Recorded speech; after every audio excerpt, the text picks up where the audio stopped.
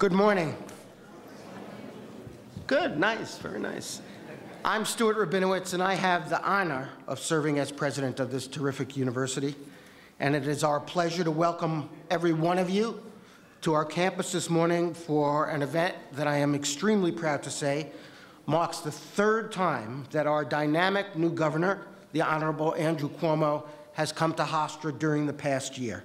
Soon he will earn his degree. Everybody in this room is important, and there are a gazillion officials and so on and so forth, and a couple of them are actually going to speak to you this morning. But I do want to recognize one official who is here, who I think will not be speaking, but was my former student, and thus I'd like to recognize John Kamen, the supervisor of the town of North Hempstead.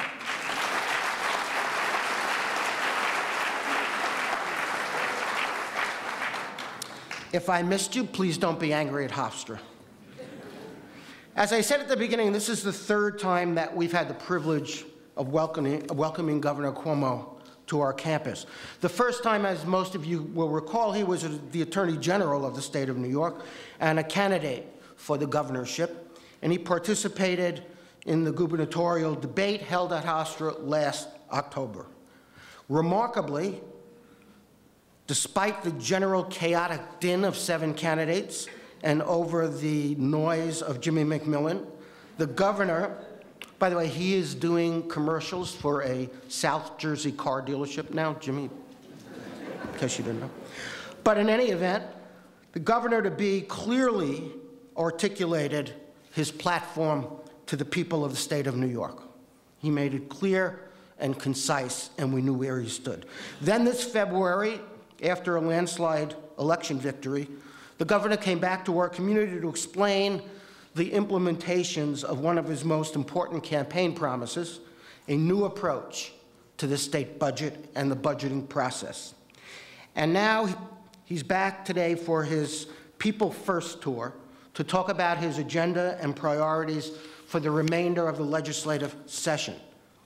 Each of the governor's visits have sent the same important messages.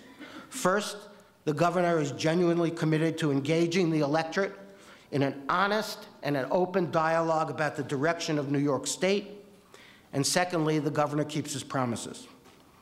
He has already accomplished much. For example, passing an on-time budget, one of the rare occurrences in this state. But as you will all soon hear, he clearly has a lot more on his agenda. And whatever one's views of the particular issues might be, the way in which the governor is pursuing his agenda is so very, very significant to us. Simply put, he is showing up. He is showing up here, he's showing up elsewhere to talk directly with the citizens of the state of New York. That lesson about the importance of civic engagement, the idea that democracy belongs to those who show up, is part of Hofstra's core mission. We strive to produce graduates who will be successful in pursuing their dreams, of course, but we also seek to produce graduates who will be good citizens, students who will graduate eager and ready to embrace their responsibility to participate in the democratic process. So when people ask me why we host so many events like this, why we hosted the gubernatorial debate, why we sought and won the privilege of hosting presidential debate in 2008, and even after going through all that, why we've applied to again host a presidential debate in 2012. By the way, the Commission on Presidential Debates did their site visit on Friday. While there are no guarantees, the site visit went well, and all I can tell you is I'm starting my diet now from my television appearances in 2012. But what it means to us to host these kinds of events is part of what it means to be a world-class university. Moments like this provide our students in our community with a chance to see how public policy is developed.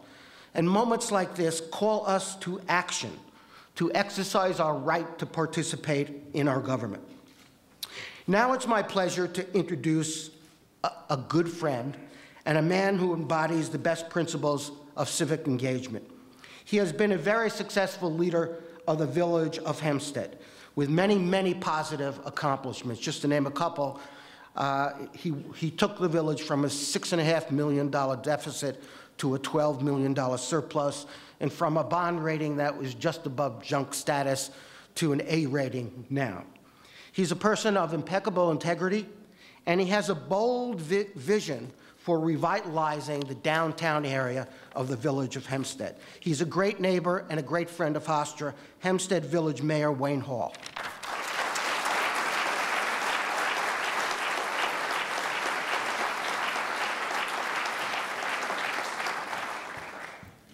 Good morning, and I want to thank you, Mr. President. My friend John said that you forgot to mention that I was a high school basketball referee, and put that on my resume too.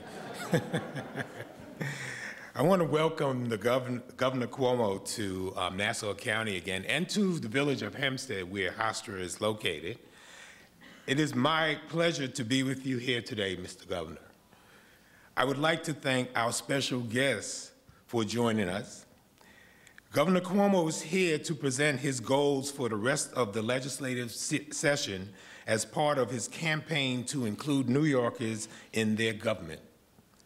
As a village, a county, and a state, we must take action now to make sure that New York is on the path to fiscal prosperity and maintains its reputation as a progressive leader in the United States.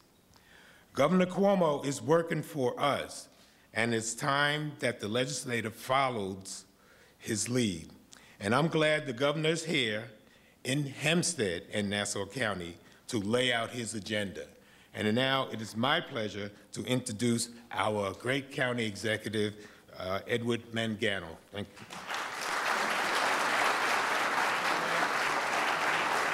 Thank you, Mayor. Let's hear it from Mayor Hall. Well, it's certainly an honor to join with you here today at my alma mater. I actually graduated both the university and the School of Law. Stu Rabinowitz was my civil procedure professor, so blame him.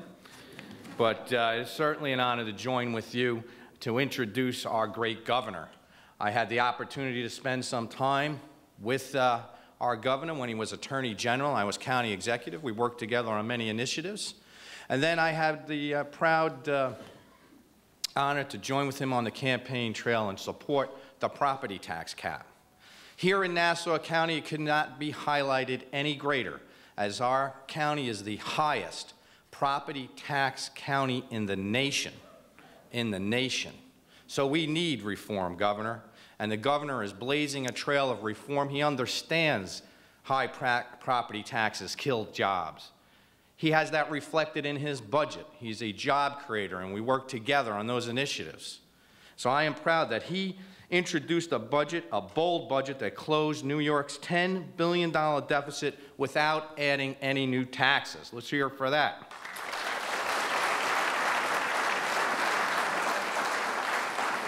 It's a tough job to be an administrator in these times because you have to advance change. And where the paralysis of government has become make no decisions, make no change, it's the land of no. Criticism reigns high. It takes tough people to stand up and espouse change, to get people thinking, and that's what the governor's doing. Today, he brings his message to the people, and I want to thank you, Governor, for doing these town hall meetings such as this, coming right to our county and other counties across your great state and our great state to deliver your message and talk about it. And while everyone can't agree on every point, the message that the governor brings is correct. He understands that there's problems in this state, there's problems in this county, and he's there to help. So, Governor, I applaud you. I applaud you for the action that you've taken. I applaud you for your reforms that you're advancing. It's a tough job, I recognize that, and I applaud you for it. And I thank you for allowing me to come here today and welcome you to our great county. Governor's plan will put an end to high property tax increases and will help our state get back on the right financial footing. I supported the governor's tax cap during the campaign. I support it now, and I urge the legislature to pass it. I look forward to working with you, Governor, to strengthen New York's economy and provide a better future for all our residents. Now, it is my pleasure to welcome the governor and my friend of the great state of New York, Governor Cuomo. Thank you, Governor. Thank you.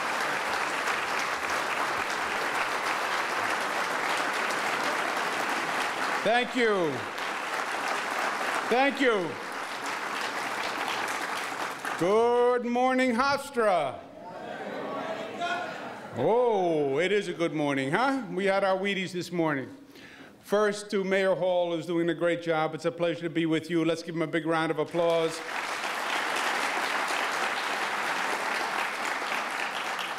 County Executive Ed Mangano. The county executive is exactly right. It is hard to be in government when there is no money. And you have all the pressing demands of running the government, and everybody wants more. But the economy is tough, and it really is a much, much different exercise to be in government when you're in a down economy than when you're in an up economy and the money is coming in. In some ways, it's more challenging, it's more difficult, but you can also do more good because there's actually the time when you can make a lot of reforms that needed to be made. And it's a point in time where it's difficult, but the choices have to be made, and you can make the choices that have been put off for a long time. The county executive is bringing energy and creativity to his job. He's aggressive in seeking out reform. He's aggressive in finding ways to make Nassau County, and that's what public service is all about. Let's give him a round of applause, County Executive Ed Mangano. President Rabinowitz, it's a pleasure to be with you. I have been to Hofstra a number of times.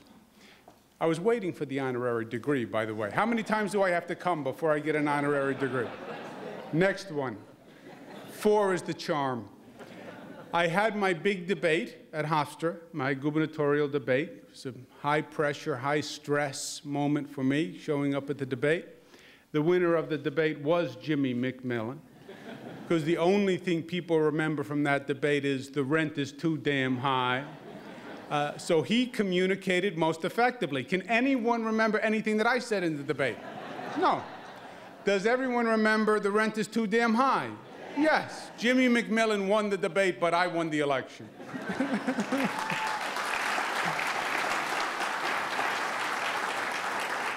I'm glad to see the president is looking forward to hosting the presidential debates, and he mentioned he's losing weight, getting ready. I think he may be discovered at the next series of debates because he has a future in this business. Doesn't he look good up here as sort of a master of ceremonies, doesn't he, President Rabinowitz? Couldn't you see him as one of the judges on American Idol? Tell the truth. I think he could do that. The president is doing a great job with Hofstra. He's also exactly right, using Hofstra in the public debate and in the public arena, because these choices are important, and the dialogue around these choices is important, and the conversation is important, and Hofstra has played that role exceedingly well. And I thank him personally for the time and the effort that he's made on the issues that I've been working on. But Hofstra has been providing this service on the local level, state level, federal level for a long time. He's done an extraordinarily good job at it. Let's give him another round of applause, Professor Rabinowitz. President Rabinowitz. As you heard, I've been governor since January, so it's been a few months, about 5 months. They were a long 5 months, I want you to know. If you add up the hours worked in those 5 months, it's more like 7 years. It has taken its toll. I was at an event a couple of weeks back with my brother Chris. Chris is the baby of the family. He's a little bit of a wise guy, and he's a journalist, so that's a bad combination when you put those two things together. But we're at an event, and a woman who I hadn't seen in a while walked up to me, and she said, "You know what? You're looking more distinguished." I said, "Nice, that's nice, distinguished." I turned to my brother, I said, "See, she says I look distinguished." He said, "Yeah, that means you have more gray hair than she remembers." Which happens to be true, and it takes family to tell you. But we've gotten a lot of good things done in the past 5 months. And now, as you heard from the president and the county executive, now we're on the second half of the legislative session, if you will. We had a great first half of the session. The legislators then go away for their break, and they now come back. And the question is what we're going to get done in the second half of the legislative session because they leave in June. And this is the agenda for the second half of the session. I believe very much in what the county executive was talking about, the town halls, town forums. I believe in going to the people. I believe in explaining to the people the facts and asking the people to make their voice heard. You want to make government work? You want to change government? Only the people in this room can do it. And that's what today is all about. Let me give you some facts. We call it the People's First campaign. I was elected for 3 goals. Number 1, to get the economy in the state running. Number 2, to clean up Albany, ethics reform, give you a government that you can trust after all the years of scandal, and return New York to the legacy of social progress. Phase 1 is completed, and we're off to a good start because of the passage of the state budget. The state budget was an honest budget, no gimmicks. It was a balanced budget. It was an on-time budget, which is an extraordinary accomplishment in Albany. It closed a $10 billion deficit without raising taxes or borrowing. It ended what was called automatic inflators in the budget. The reason the state budget was always out of kilter, the state budget had built in 14% inflation year after year. And when you have built into a budget that the programs are going to go up 14%, you're never going to catch up. And that's what was happening with the state. We introduced performance funding. It's not just how much money you spend, it's what you're getting for the money. And we're bringing performance funding to government, and we started to focus on rebuilding the economy all across this state. There's more to be done. Reforming Albany, phase 2. Number 1, focusing on the first goal of getting the economy running. We started by getting taxes under control with the state budget. The state budget focused on state taxes, state costs, obviously. And we closed that budget with no new state taxes. But now we must turn to local governments, town, villages, school districts all across the state. New York's hidden tax, and a tax that I think is especially dangerous for the state, is the property tax cap, property taxes. It is the highest in the nation. When you look at the taxes paid by counties in the state versus counties across the nation, the top 15 highest tax counties are all in the state of New York. Nassau County, as the county executive mentioned, number 1 in absolute dollars in the nation. Highest tax county in the nation. Westchester 2nd, Rockland is 5th. Nassau, the highest tax, 361% higher than the median. Suffolk, 281% higher than the median. All the counties in the state of New York are in the top 20% in the country, believe it or not. Median U.S. tax, property tax bill, $1,900. New York, $3,700, 96% higher. When you look at the rate of increase over a 5-year period, average annual increase, rate of inflation 2.9, that's the rate that is the index of what most things are going up, 2.9%. County taxes have been going up 5.7. Look at the end of the chart. School tax increase 7.5% per year. That is per year. Fire district 7.6. Village taxes 6.2. You can't afford these level of increases anymore. That's what's driving the tax burden through the roof. That's what's chasing New Yorkers from their home. This is what has to stop. New York has no economic future as the tax capital of the nation, period. There was a public opinion poll conducted just last week. Listen to this. 36% of those 30 years old or under say that there is no future in the state and they plan to move within the next 5 years because New York is unaffordable. 36% of our young people. 26% of all people say they plan to leave the state in the next 5 years because it's too expensive. Just think of the consequence of those numbers. And it's not just a residential tax. People think of the property tax as a residential tax. It's also the highest business tax. And when you wonder why businesses are leaving the state, or businesses say New York is inhospitable, businesses, corporate income tax in New York State, businesses pay $3 billion. They're paying $16 billion in property taxes. So they're paying more than 5 times in property taxes what they're paying in corporate income tax. What's the answer? I believe it's very simple. I believe the state legislature needs to pass a cap, a property tax cap, which would cap the growth of the taxes at no more than 2% per year increase. So your property taxes couldn't go up 2%, more than 2%, unless the tax cap was overridden by 60% vote of the local body, whatever that is. In other words, there's a school district vote, let's say. There would be a 2% cap on the school district where the taxes couldn't go up more than 2% unless the vote was higher than 60%.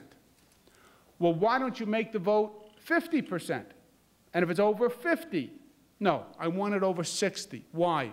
Because for once, I want the deck stacked in the favor of the taxpayers. And if they're going to raise taxes,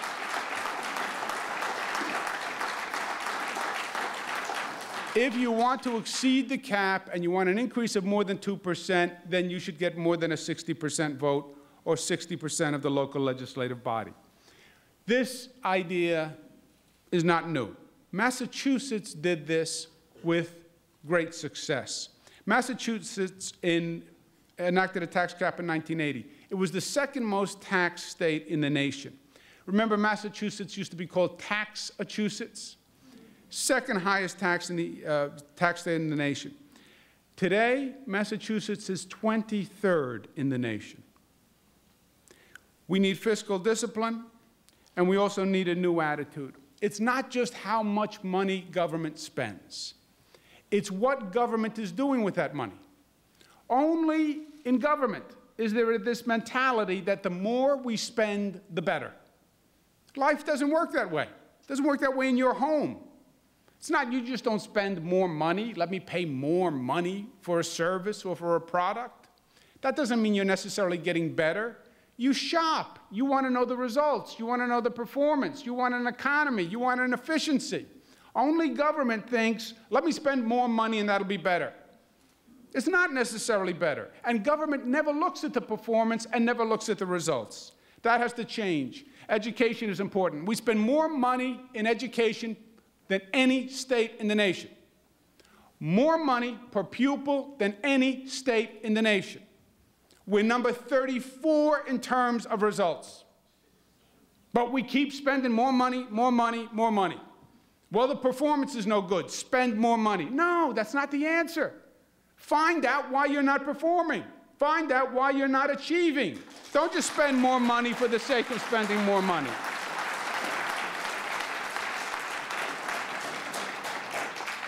To go back to Massachusetts comparison again, New York spends 28% more per student on education, 28% more. New York is 40th in graduation rates, Massachusetts is 14th. Massachusetts is first in test scores, and New York is 25th. When you talk about school spending, which is a major driver of property taxes, since 1996, so a significant period of time, look at the last column. Public school enrollment has gone down 4%. Why? That's a matter of demographics, fewer school-age children. Spending has gone up 120%. Number of teachers has gone up about 10%. And number of supervisors has gone up 34%. 34%. The bureaucracy bloats the bureaucracy. The front office bloats the front office. If this was a private sector corporation we're looking at here, you would be looking at a private sector corporation where the management grew and the layers of management grew, and it outpaced the business of the corporation, and this would be a corporation that is either bankrupt or going out of business. That's what this would be. Because it's government and there is no competition, and no one has been looking at the results, this has been allowed to happen year after year after year, and this year it has to stop, my friends.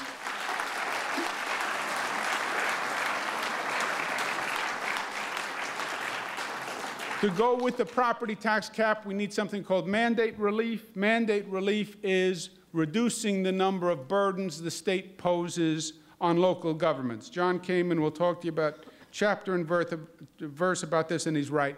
And we also need pension reform because the cost of public pensions is going through the roof. It is unsustainable. Mandate relief, we have a mandate redesign team that's working on it to remove the unnecessary mandates. Pension reform, just look at these numbers. 1998, 1999, we spent $1.3 billion. It's going to $6 billion in 2013, 2014. We're going to need to change the pension system. I'm going to introduce a bill shortly that is going to reduce the pension benefits in the out years and stop a process called pension padding that I investigated as Attorney General, which pads the pension in the out years going forward. Second, we have to clean up Albany, ethics reform. There's been a long line of disgraced politicians. I was very active in public integrity cases when I was Attorney General for 4 years, and I know better than anyone how bad it's been. Rather than just doing case after case, we need to now restore faith in the system. We have part-time legislators. That's in the Constitution, which means what? Which means they're part-time assemblymen, part-time senators, but they can have a business on the side. They can be a lawyer, they can be a businessman. Fine, that's the law. But the question is, who else do they represent as a lawyer? Are they representing any of these people before the state? And is there a conflict? Because we have seen conflict after conflict for many, many years. Disclose who you represent. How much do they pay you? And for what? People have a right to know. And if the legislature refuses to answer the question, then in my opinion, they just did by the refusal to answer.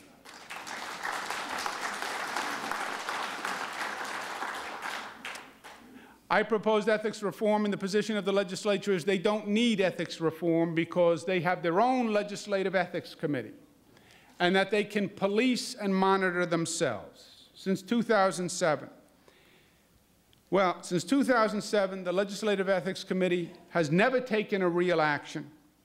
And since 2007, there has been a long line of assemblymen and senators indicted, found guilty, cases that I did, cases that other prosecutors did, and not a peep from the Legislative Ethics Committee. Self-policing, my friends, is an oxymoron. There is no such concept of self-policing. By definition, we need an independent monitor to review these conflicts, to restore faith so you know you have a government you can trust, and we need it this year.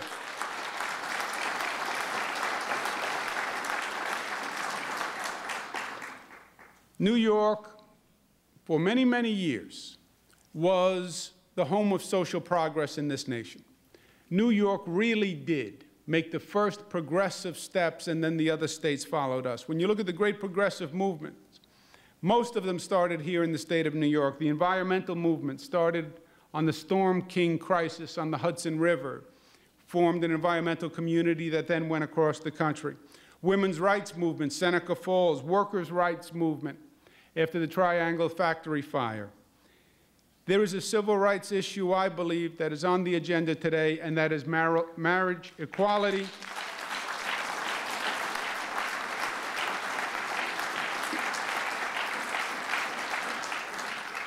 One day we're going to look back at this and say we can't believe that at one time it was illegal.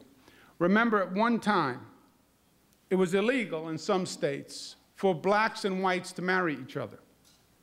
It wasn't until 1968 that the Supreme Court acted and said it was illegal, unconstitutional, for states to bar interracial marriages. That was just 1968.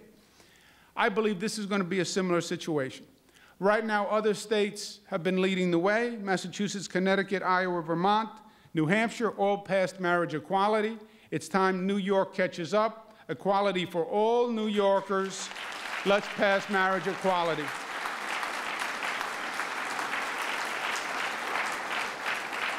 To recap, the agenda is about getting the economy running. It's about cleaning up Albany.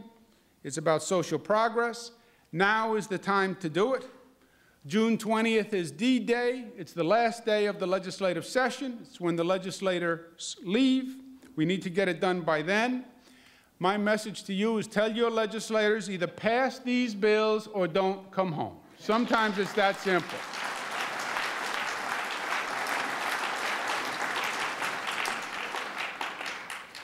In closing, the simple truth of all of this. There's always a simple truth. I was having a discussion with one of my daughters a few days ago.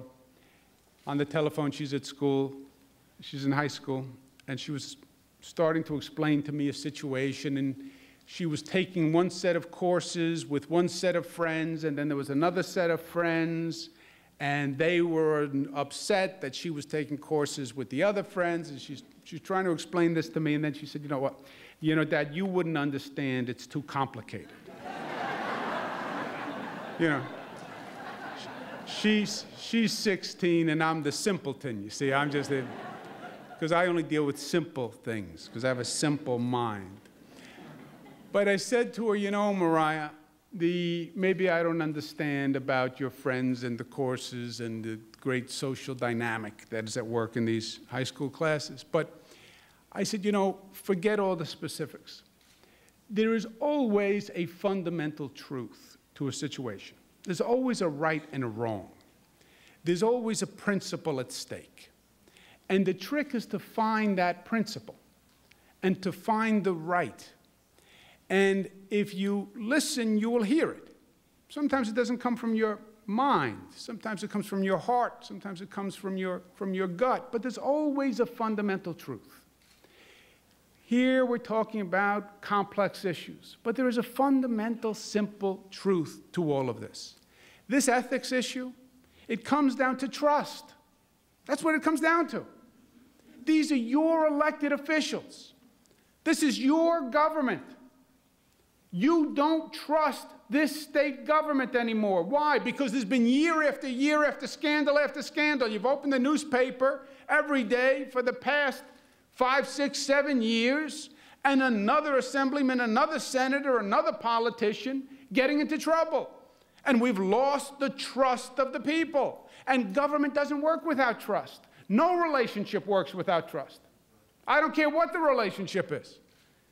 It could be husband and wife, it could be friends, whatever it is. If you don't have trust, it doesn't work. And we don't have trust, and we have to restore trust. And it doesn't matter how many politicians get up and give speeches, you're not going to trust this government until there's a new system in place where you can say, if somebody does the wrong thing, we're going to find out, and this government represents me, and I have that faith restored. That's what ethics is all about.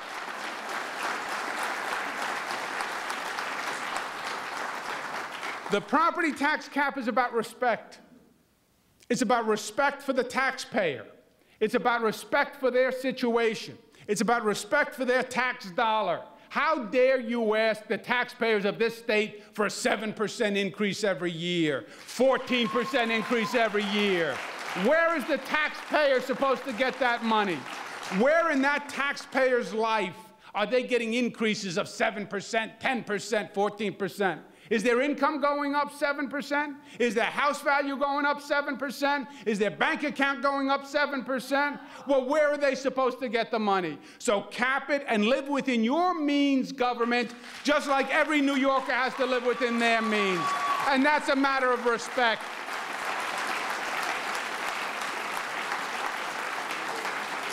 These issues I didn't make up. This is the people's agenda. This is what the people of the state of New York want. I was Attorney General for 4 years. I went all across the state. I was campaigning for a year. I was all across the state. People came up to me and said, please cap my property taxes. I can't afford to live in my house anymore. Please give me a government we can trust. This is what the people of the state want. And the government, theoretically, is supposed to do what the people want done, and this is their agenda. This, my friends, comes down to a battle for the control of the government. This is the people's agenda, and the question is, who's going to win? Will the citizens' work be done, or will the lobbyists' work be done? Will the people's agenda be executed, or will the politicians' agenda be executed? That's what this is all about. Who is going to win? Will the people be put first? That is up to you. Because a democracy works when you make it work. And it is a simple, but it is a beautiful system. The people's voice wins. But the people have to speak up. And I'm here with one very simple message. Please, please speak up. Make your voice heard. Because there's a whole room full of lobbyists in Albany right now as we're in this room.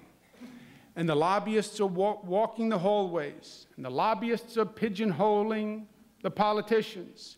And the lobbyists are making campaign contributions. And the lobbyists are using their influence. You have more. Your voice is stronger when you choose to use it. The stakes are too high not to use it this year. You speak up, we pass this agenda, this state is going to be on a new trajectory to reach a higher place than it's ever reached before. And we will make the Empire State once again. Thank you, and God bless you.